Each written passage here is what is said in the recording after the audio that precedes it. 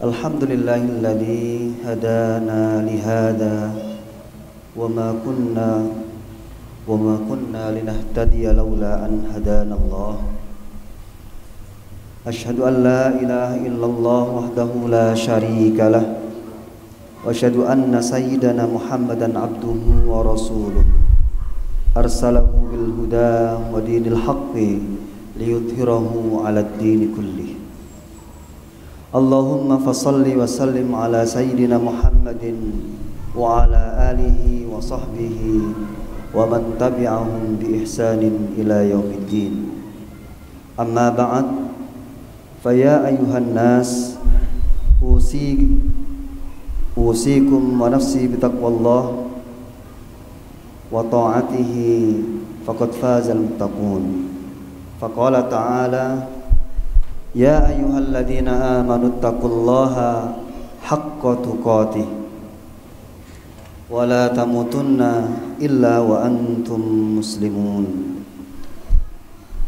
Hadirin jamaah salat Jumat yang dirahmati Allah Subhanahu wa taala.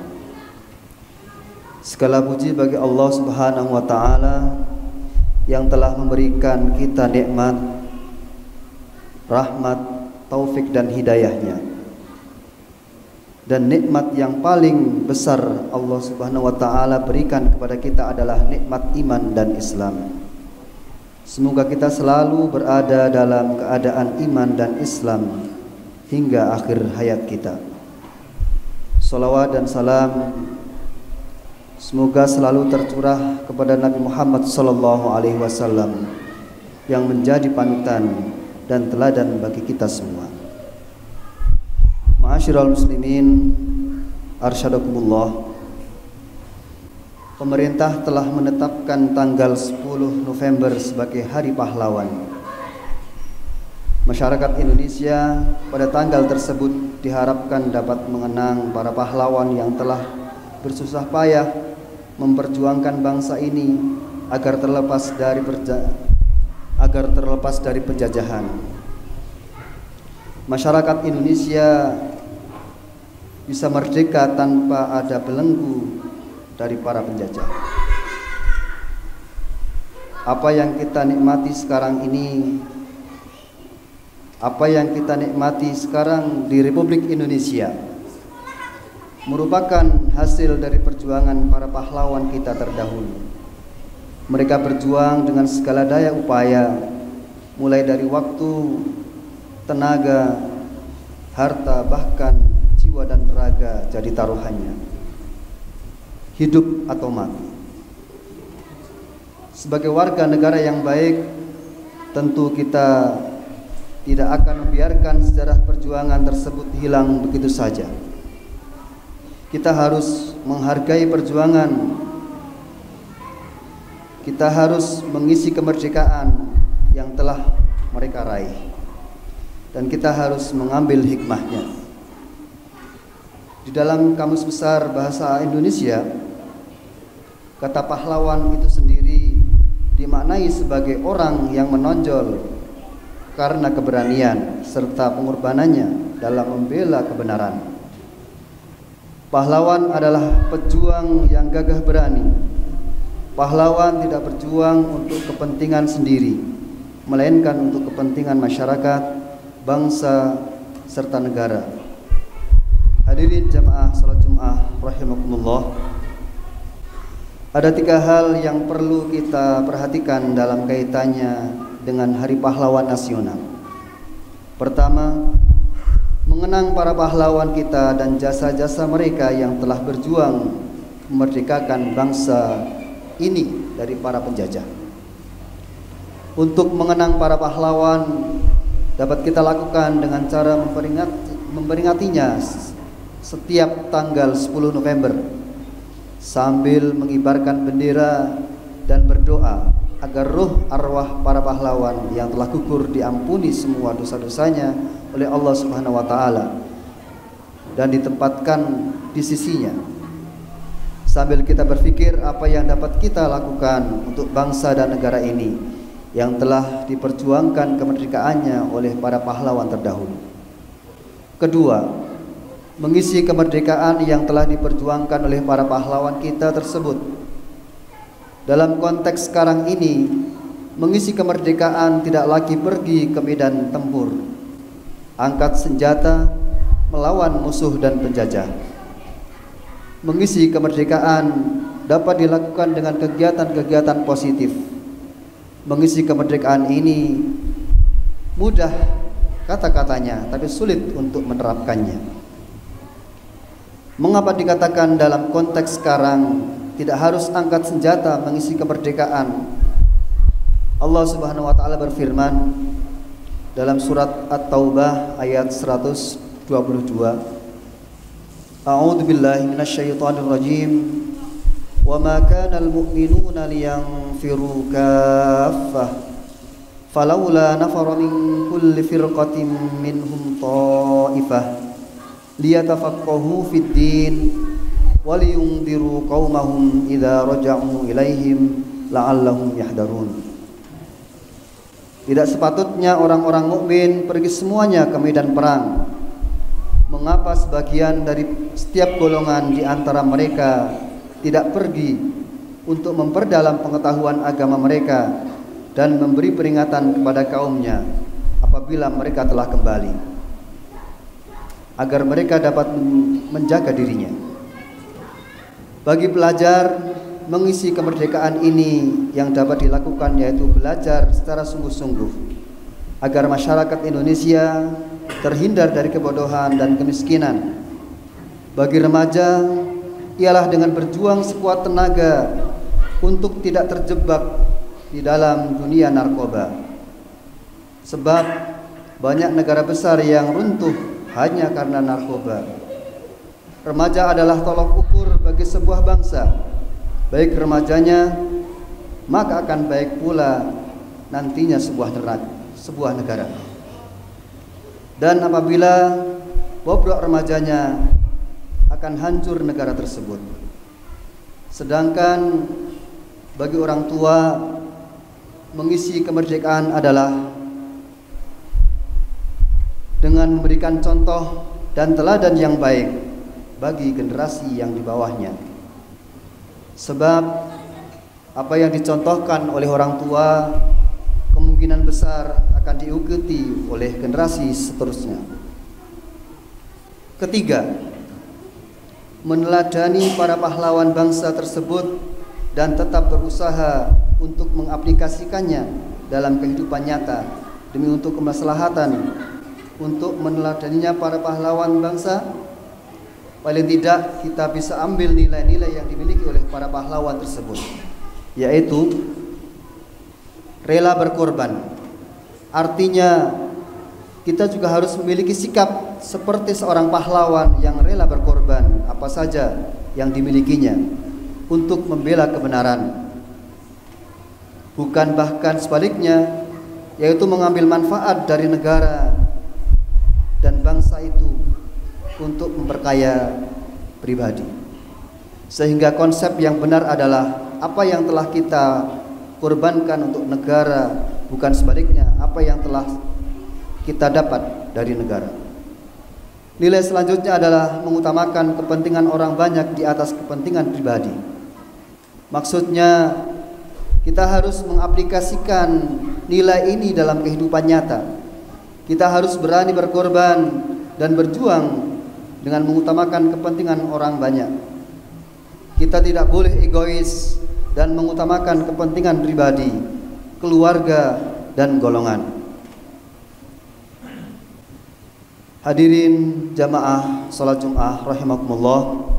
Nilai berikutnya adalah pantang mundur. Artinya seorang pahlawan tidak boleh mundur, menyerah terhadap situasi atau kondisi yang sedang dihadapi saat ini. Adapun nilai yang terakhir dan perlu kita teladani dari para pahlawan adalah keikhlasan dan tanpa pamrih.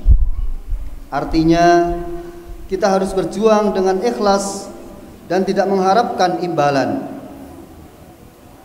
seperti uang atau pujian dari orang lain. Selain nilai-nilai tersebut, Rasulullah SAW sebagai pahlawan dunia banyak sekali memberikan nilai-nilai keteladanan bagi kita dan dapat kita contoh dan kita aplikasikan dalam kehidupan kita sehari-hari.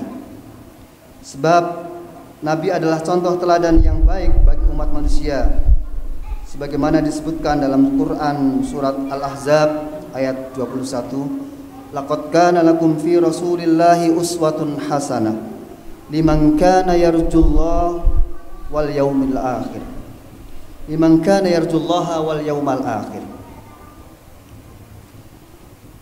Sungguh pada diri Rasulullah sallallahu alaihi wasallam benar-benar ada suri tauladan yang baik bagimu, yaitu bagi orang yang mengharap rahmat Allah dan hari kiamat.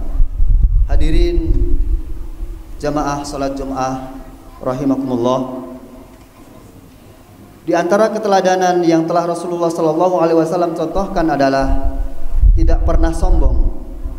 Kerendahan hati merupakan sifat karakter yang sangat penting dimiliki oleh setiap orang, karena sifat ini melahirkan berbagai sifat luhur dan menenangkan kehidupan masyarakat, seperti yang disampaikan Nabi Muhammad SAW. Beliau selalu rendah hati kepada siapapun dan tidak pernah menyombongkan diri, bahkan atas kehormatan dan keistimewaannya. Lawan dari sifat ini adalah tinggi hati. Sifat ini sangat tidak disukai oleh semua orang. Bahkan orang yang memiliki sifat tinggi hati juga tidak suka kepada orang yang bersifat seperti itu. Keteladanan berikutnya adalah sifat lemah lembut. Rasulullah SAW dikenal memiliki akhlak yang paling mulia untuk dijadikan teladan bagi umatnya. Selalu lemah lembut, tidak pernah melakukan hal-hal buruk, berperilaku kasar, dan tidak pernah berteriak. Dan beliau tidak pernah membalas perbuatan buruk yang menimpanya kepada siapapun. Bahkan sebaliknya, beliau mendoakan orang yang menyakitinya dengan hal-hal yang baik. Sifat Rasulullah SAW selanjutnya yang paling penting harus diteladani dan dimiliki oleh orang adalah selalu bersikap toleran. Kualitas ini membuat seseorang taat kepada Allah Subhanahu wa taala semaksimal mungkin.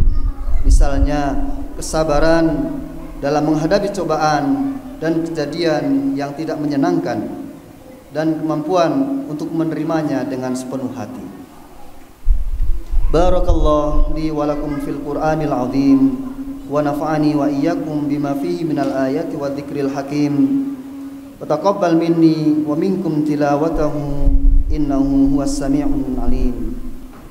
Aqulu qawli hadza astaghfirullahal azim li wa lakum wa lisairil muslimin wal muslimat wal mu'minina wal mu'minat wastaghfiruhu innahu huwal ghafurur rahim.